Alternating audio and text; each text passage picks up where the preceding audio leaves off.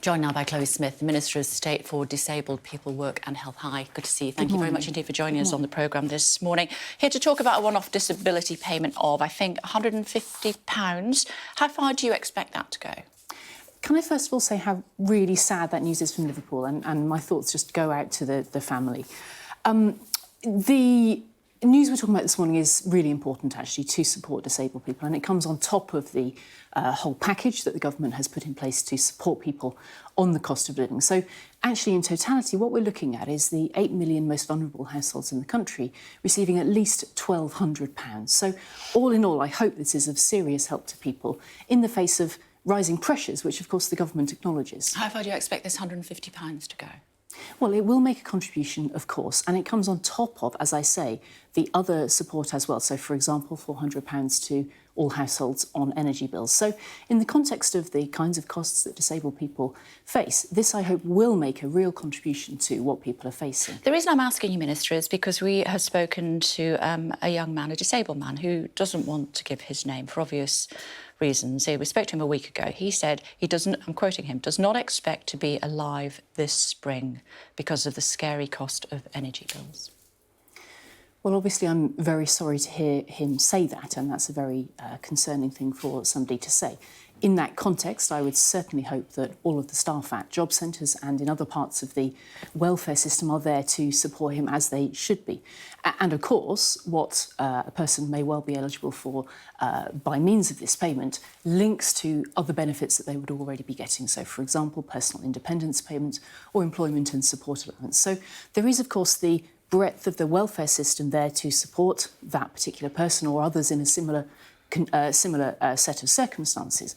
And what the government is saying today is that in addition to those normal parts of the welfare system, there is this support available in terms of the cost of living, because we recognise those rising pressures and it's important to have acted, which is what the government's doing. Inflation at 19% by January. These are very troubling figures, and the government agrees that these are very worrying figures, and that's why we're acting with this package. And, of course, that's part of having acted already. So those who are on means-tested benefits, again, for example, employment and support allowance, will have received already payments, and that adds up to over £1,200. If inflation is at 19% by January, Liz Truss, who you support, is still saying that a recession is not necessarily inevitable. She seems to be the only person that's saying that at the moment. Well, I don't think she's alone in making the argument that actually. Do you agree with her? I do agree with her because... Why? I do agree with her because what we need to focus on, first of all, is to be able to grow the economy. And she's been really clear that that is her strategy. And I think that's right, because growing the economy will, in turn, raise tax receipts. And that is, of course, what enables us to run the public services that will support the person you've given the example of and many others. So I do agree with her, absolutely, that this is the right overall strategy. But I know that she is also keenly aware of the pressures that people are facing, and that's why she said she wouldn't rule out doing more, but she has to have the full data in her hands. But the tax cuts that she's talking about will not benefit the least well-off in this country. And that's why she said she wouldn't rule out doing more. But again, she has to have the full data in her hands. If she's lucky enough to become Prime Minister, in a few weeks' time, she would be able to look at the entire picture. And she said that she would be putting forward an emergency budget. And that's where I would expect those decisions to be made. As far as an emergency budget is concerned, just looking at my notes here, she reportedly planning that emergency budget in September next month. I think I'm right in saying... Am I right in saying that? I believe so. Yeah, OK. The OBR is giving an official forecast. The Treasury Committee Chair, Mel Stride, said she's flying blind without having a forecast to work off. She doesn't want that, or she's changing her mind? I think, to be fair, Kay, you might be trying to run several arguments at once here, because if you were which one would you like to take first? If you were to say that inflation is rising, as you did at the beginning of this interview, and obviously we expect the price cap information to come in this Friday, there is already a building picture there. What Liz has said on the OBR point in particular is that she wouldn't wish to delay any further by waiting for that. They say they're ready to go. They're very happy to provide her with one. She will have to be able to be in position and take the data that is available. And within that context, she then wants to be able to work as quickly as possible. But the OBR have said that they will offer an official forecast, and she's saying she doesn't want one. Is that right? She's saying she would want to be able to use all the data that is available when she were to become Prime Minister. So you and I are sitting here somewhat in advance of that.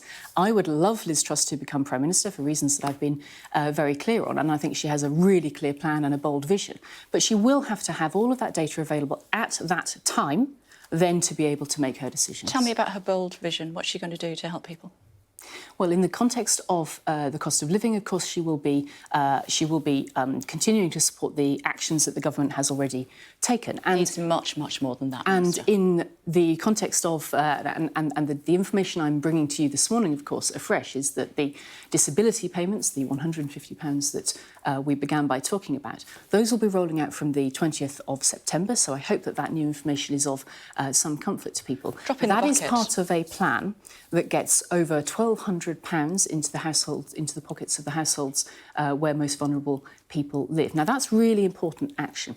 In addition to that, as I've already mentioned, Liz Truss, if she were to become Prime Minister, has said that she doesn't rule out further help for what does that the look most like? vulnerable. I can't answer that for you, as you well know, Kate, because that would be the subject of her emergency budget. That's what people want to know. Indeed, they do, and they will have to keep watching your programme and others as the autumn rolls on. But they're not going to necessarily vote for her, are they, unless they know what she stands for? What Liz has already set out clearly is that not enough. What Liz has already set out very clearly is that she wants to focus on growing the economy. And I think that's actually really important also in the context of the cost of living, because people do want to be able to have a job in which they earn to be able to support themselves and their households. And Liz has spoken, and I think rightly, about wanting to be able to focus on helping people keep money in their pockets for themselves rather than removing it in taxes and returning it in benefits. And I think that's perfectly fair. What's she going to do about the energy price cap? Because quite a few energy bosses think that it should be frozen, and obviously it's going to be looked at again and soon, and then also next January. At least 3 energy bosses that I could quote to you, know them already, 4 actually, are saying that the price should be capped, should be frozen. If they want it, surely she should want it. I'm aware of those arguments, and indeed, for example, also the Labour Party also makes the argument that actually there should be a type of a freeze. I worry that those are short-term solutions only. So I think what we do she's not going to do that. I think what we do need to look at is the longer-term solutions about how to bring energy prices down. And there you need to think about energy security, and there you would also need to think, I think, about the ways that we interact with somebody like Vladimir Putin of Russia, whose actions have been a main part of driving those prices up and driving those pressures up. Now, in Elizabeth Truss, you have somebody who's been, I think, the clearest of all in saying that we should stand up to Putin for the bully that he is. But she's also been clear that in other ways she will deal with energy prices. So, for example, removing the levy that people pay. And that will take £150 off bills. Now, on top of that, she's also, of course, going to be listening to the likes of Kwasi Kwarteng, who has been working in government already about further things that can be done. Her new Chancellor.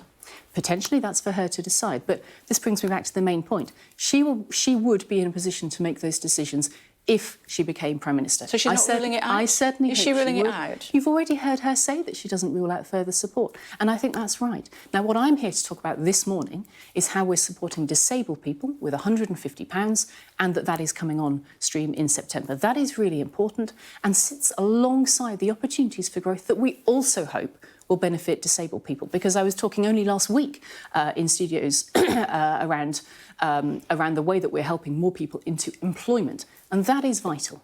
OK, good to talk to you. Sadly, we're Thank out you. of time. It's great to see you.